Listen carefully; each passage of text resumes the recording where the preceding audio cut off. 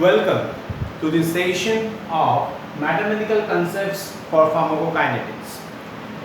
This topic, why I have chosen, because most of the students have a phobia on pharmacokinetics, specifically in the case of derivations or solving the problems. So here I am. I will be discussing the very basic things which the student misses at the preliminary stage before going for derivations or solving problems. The thing is, the primary phobia of mathematics is the cause of most of the students have a fear on pharmacokinetics. So here I am going to discuss in short how can we overcome. So before starting of my discussion, I have given a presentation up here which you might have seen initially. So these are the primary things you should know while you are going to solve the various derivations or going to solve any kind of problems. They are very basic things. I am saying it very clearly, they are very basic things. The only thing is that you need to see multiple times. I suggest you to go through this video multiple times before you start solving the problems. So this is my kind request. If possible, sit with a paper and a pen and try to review this video more than one time so that you can understand what I mean to say. Firstly, remember, we are not going to go into the depth of the logics which is involved in the mathematics. You should only remember the basic concepts which is required for a derivation. So I am going to discuss these concepts. You need to remember these concepts, and to be frank to say, these are to the level of below 10 standard. What you have studied in your 10th standard, below that those concepts you will be knowing. So that is not a big issue. What are the things you have to remember? Firstly, I like to say that is called the law of exponents. This you know it. Like if something we are having a to the power x and a to the power y. So what we can say, like I can say like 2 to the power 2 multiplied by 2 to the power 3. So it is 2 to the power 5. You know it. Next, we are having something like this. If it is 2 to the power 2 bracket power 5. So this is multiplication. So we can write 2 to the power 3 to 2, 6. In this case, suppose I am writing 2 to the power 3 divided by 2 to the power 2. That means this is 8 divided by 4. What it is? So it is 4. So 2 to the power 3, that is 8 to the power 4. So what it will come? It will come probably 2. So this is coming 2 to the power 3 minus 2, that is 2 to the power 1. This is coming 2 to the power 1 or 2. Sometimes we might be writing like 1 by 2 to the power 2. This can also be written as 2 to the power minus 2. Probably you know these things.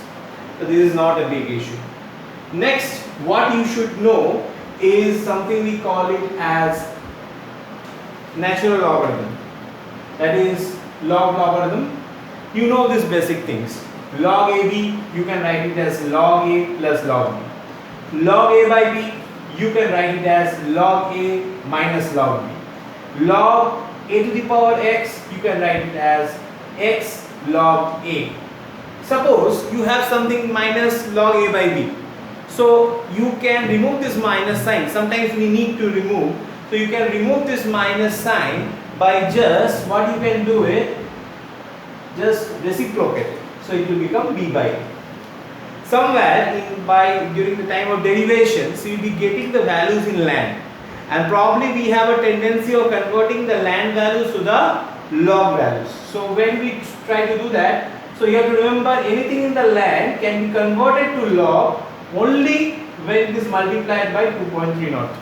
So you'll be getting some value log something, that is ln x equals to log x into 2.302. Somewhere, some places you will be getting e value, exponential values, because our pharmacokinetic process, they follows a first order kinetics. So since it is a first order kinetics, so it is general equations you will be getting in terms of e value, exponential value. So during the derivations and all, you will be getting specific values of e that you should remember. Firstly, remember e to the power 0 equals to 1. That is, just keep in your mind, e to the power 0 equals to 1. Remember this thing. And e to the power minus infinity equals to 0. You remember this thing also, e to the power minus infinity equals to 0. Next, you might be knowing, or you may be having in the phobia of, sir, there are a lot of cases where I have to go for using the calculus.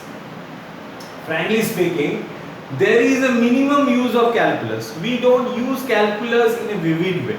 There are some byways which I will be saying. So there we have a very little use of calculus, and that also more than using a differential calculus, we use integral calculus. Now let me say what is the difference between the differential calculus and integral calculus. You know that our pharmacokinetics means the way the drug is keeping on changing in the body in terms of concentration with respect to time. So if you want to know a specific moment, what is the alteration of concentration with respect to time, so you want to know a specific point. So what you are doing, you are just differentiating of that part. So that's why we use differential calculus. When we have small values of changes, what we want to compile together and see what is the total change in our body, we use the integral calculus. Integral means joining, and differential calculus means breaking or segmenting. So basically what I said, we will be using only the integral calculus. Only the integral calculus. That also specific to derivations you have to remember. Please remember this thing. Where we will be using, in the later discussions we will be having that. One is integration of 1 by x dx, that equals to ln x. Remember this thing. So when we are getting, so it's very simple. Just now I said 1 by x, integration of 1 by x dx equals to ln x. And just now I said you, this ln x equals to log x into 2.303. So finally any value what you will be getting will be coming in terms of log value. Next one, we are having integration of e to the power ax dx. This is most common, that I will be discussing right now. So that equals to e to the power ax by a. What we will be using, I am just explaining off over here. So generally what we get is, as you can see, e to the power, most common. This is the most common thing.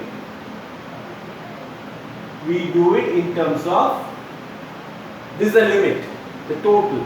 Generally it is used in the process, let me say, where you will be using, you will be getting it during derivation of area under the curve, you will be getting it during the derivation of your, what you call, in the case of IV infusions, as well as extravascular administrations. So this derivation will be coming in different ways. So what you will be getting is very simple. So since it is e to the power minus kt, so k is considered as elimination rate constant. Somewhere we give the term as small e also. So whatever, no problem. So actually we are doing the integration of e to the power minus ket from 0 to infinity. What value we get it? We get, so the upper limit is infinity, lower limit is 0. So after integration you get it e to the power minus ket dt divided by minus ke, so different minus of e to the power minus ke t. I will just put it. You might be thinking, sir, why are you giving k? So here t stands for infinity and here t stands for 0. Anything multiplied by infinity is infinity.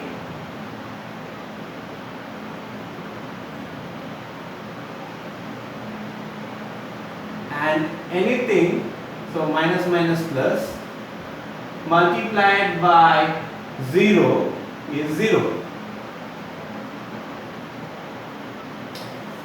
So just now I told you e to the power minus infinity means it is 0 and e to the power 0 means 1. So this total value is becoming 0 and you are getting e to the power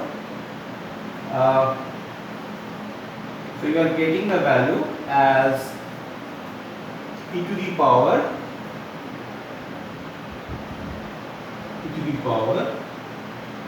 0 means you are getting the value as 1 by k e. Now you will be having a lot of derivations, calculations, all those things. So this is one way of deriving. So please remember this thing. If you can derive this thing, it will be used in a multiple ways. This is a part of derivation. I am saying it is used for deriving AUC. It is also used for deriving your, you can say for IV infusion also somewhere we use it, but in this case we will not be using much. For extravascular we can use, okay, we can use it for infusions also. So in lot of cases the calculations we use this derivation. So hope so you understood the concept. Okay. Now the another thing which is very important and need to be discussed is the Laplace transformation. Probably you might be knowing that the derivations, when you go for complex derivations like for one compartment IV bolus, the derivation is mono-exponential. Only one e value will be there, that is your elimination. But when you go for extravascular administration, the value, the e value is multiple. There is an absorption first order kinetics as well as elimination first order kinetics.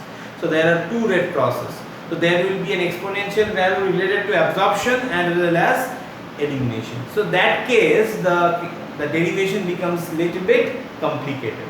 So in order to reduce the complexity, we go for using the Laplace transformation. So one thing what we do it is simple derivative equations are first converted to the Laplace values.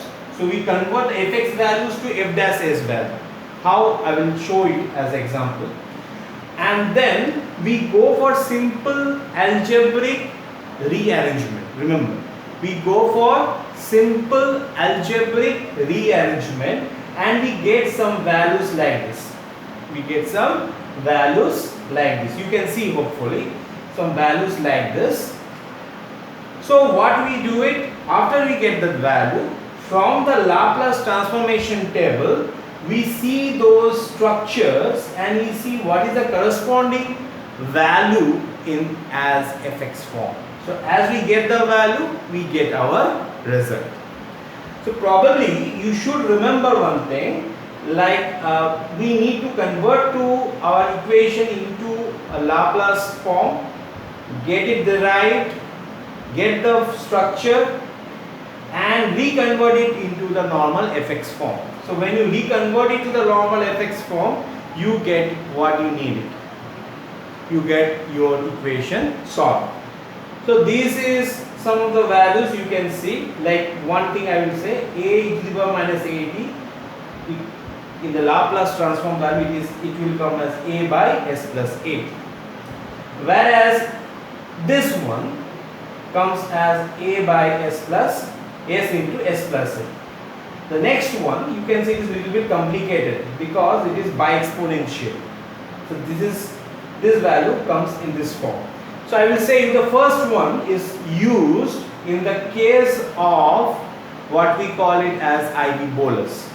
The next equation, that is A by small a 1 minus u minus at, this is the form which is used for deriving your IV infusions as well as determination of excretion rate constant in sigma minus method. And the last one, the third one, that is A by B minus A e to the power minus at minus of e to the power minus bt. This form, it is being used for deriving in the case of, you can say it is mainly used for extravascular administration. So specific forms are used for specific use.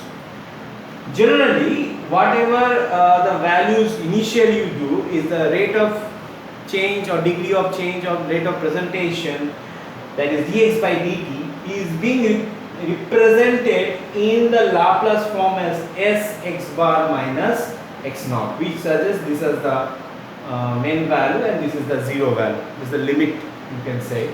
So dx by dt equals to s x bar minus x 0. So this is how you represent the dx by dt. Now I show you a very simple form. The very simple form is related to something we can say for IV bolus. So in the case of IV bolus, what we can say, the rate of change of the drug in the body equals to rate out process. There is no rating process, you know it. So we can say it as dx by dt equals to minus kex. This is the equation. So if you want to write it in the form of Laplace, so here I am saying dx by dt, so we can write it as s x bar minus x0 equals to kex bar. So you can see x equals to, in the Laplace it is x bar. So you can see like this. So s x bar minus x naught. Why I am saying x naught? X naught is the initial dose value. We will discuss later. So this is a dose. The initial IV bolus dose is represented as x naught. So at 0 time, the amount of the drug which is present in the systemic circulation is x naught equals to minus kex bar. Now what I said, there will be a simple rearrangement of the equation. X bar plus kex bar equals to x naught. You can write now x bar, you can take it as common. So s plus ke equals to x naught. You can write it as x bar equals to x naught by s plus ke. So if you want to retransform this value, so you can see the first one, this is a constant a plus s plus small a. So this can be written, so if we transform this value into Laplace value, so you can say x equals to x naught, okay, and then